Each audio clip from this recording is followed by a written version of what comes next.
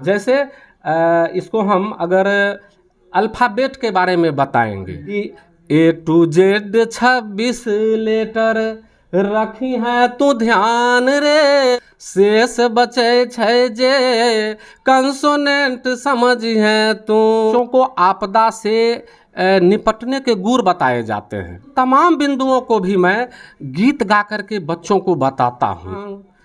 नदी नाला पोखर अकेले ना जइहा, आगे दिखाइए जिस तरह का आपका तरीका है। हाँ, जैसे इसको हम अगर अल्फ़ाबेट के बारे में बताएंगे तो जैसे कि भोवेल 5 होते हैं, तो अगर गीत के माध्यम से इसको हमको पढ़ाना पड़े तो इस तरह से कि A to Z 26 लेटर रखी है तू ध्यान रे, रखी है तू ध्यान रे, इंग्लिश के ज्ञान छै बहुत आसान रे, इंग्लिश के ज्ञान छै बहुत आसान रे। 6-5 गो भोवेल A-E-I-O और U, 6-5 गो भोवेल A-E-I-O और U, शेष बचे छै जे कंसोनेंट समझ है तू, शेष बचे छै जे कंसोनेंट समझ है तू। बहुत बेहतरीन प्रस्तुति। और ये एक चीज़ हम नोटिस किए हैं कि वो बच्चा लिख रहा था, लेकिन जैसे ही सर गाना शुरू किए बच्चा लिखना छोड़ के गाना सुनने लगा। कहीं ना कहीं यही इस गीत में और इस गीत के थ्रू जो प्रस्तुत किया जा रहा है पढ़ाई को, इसकी यही खूबसूरती है कि जो बच्चा ध्यान नहीं भी देता है ना, वो भी ध्यान देने लगता है। बिल्कुल। और अभी वर्तमान समय में जब सरकार के द्वारा एक काफ़ी दिनों से जो सुरक्षित शनिवार चल रहा है, जिसमें बच्चों को आपदा से निपटने के गुर बताए जाते हैं, मुख्यमंत्री विद्यालय सुरक्षा कार्यक्रम के तहत, तो उसमें भी मैं गीत बनाता हूं। और जैसे कि आप सुनते होइएगा कि डूबने से बच्चे की मौत या सड़क पर धक्के लगने से बच्चे की मौत, जागरूकता नहीं होने की वजह से आए दिन घटनाएं। बिल्कुल। तो उन तमाम बिंदुओं को भी मैं गीत गा करके बच्चों को बताता हूं कि आप किस तरह से आपको सड़क पर चलना है, आपको किस तरह से खुद की सुरक्षा करनी है। तो इसके लिए भी मैं एक गीत तैयार किया हूं जो मैं आपको गा करके बता देता हूं कि रात हो या दिन माँ हे देश के ललनमा तू ध्यान राखो ना, कीमती बारे तोर जीवानमा की ध्यान राखो ना, कीमती बारे तोर जीवानमा की ध्यान राखो ना।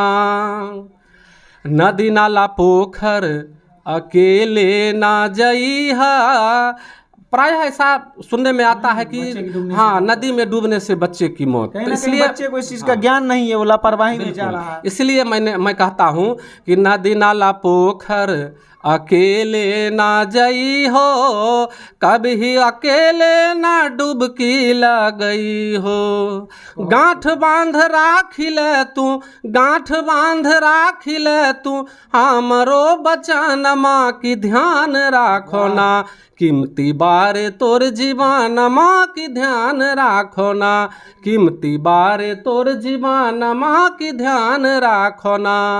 और जब वर्षा होती है तो बच्चों को पता नहीं रहता है। हाँ, अगर वो आम का महीना रहता है, उस समय जब आंधी तूफान आता है तो वो आम बिछने के लिए जाते हैं, और वैसी परिस्थिति में ठनका गिरता है या पेड़ का वो शाखा टूटकर उनके शरीर पर गिरता है, तो उसमें भी बच्चे की मौत हो जाती है।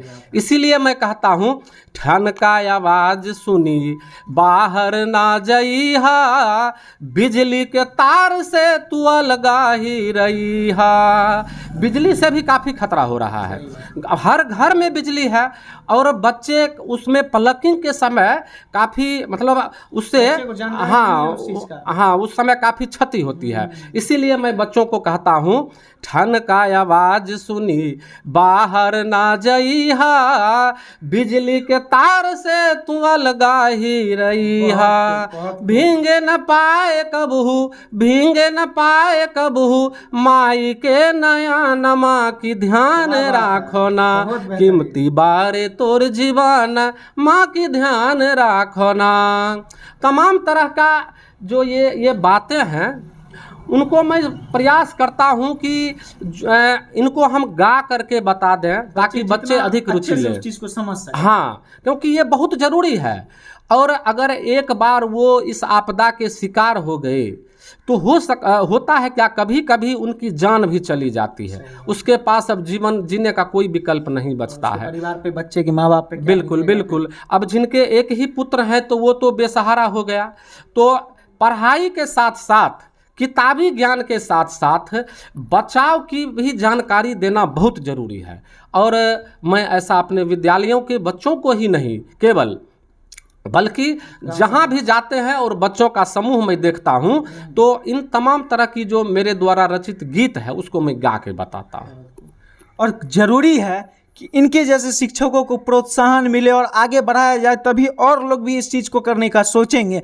यही टैलेंट, यही चीज़ बिहार में दब जाता है, वो छोटे लेवल पे हो, बड़े लेवल पे हो, या जहाँ जाने किस लेवल पे हो।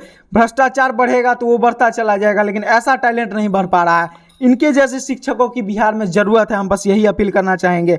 एक गाना सर आपका कोरोना के टाइम का बहुत वायरल हुआ था, लोग बहुत उसको पसंद किए थे। कोरोना में जो आप लोगों को बता रहे थे, बच्चों को बता रहे थे। हाँ, मतलब और एक लू वाला भी काफ़ी वायरल लू हुआ। वाला भी इस बार लू चरम पर थी। और जब मैं अपने बच्चों को छुट्टी देता था या अन्य बच्चों को भी देखता था कि विद्यालय से जाने के क्रम में ऐसा लगता था कि वो मुरझा से गए हैं, तब मुझे लगा कि इन बच्चों के लिए भी एक गीत की आवश्यकता है। और सरकार की भी गाइडलाइंस थी उस समय कि बच्चों को कुछ ऐसा चीज़ बताया जाए कि उनकी सुरक्षा हो।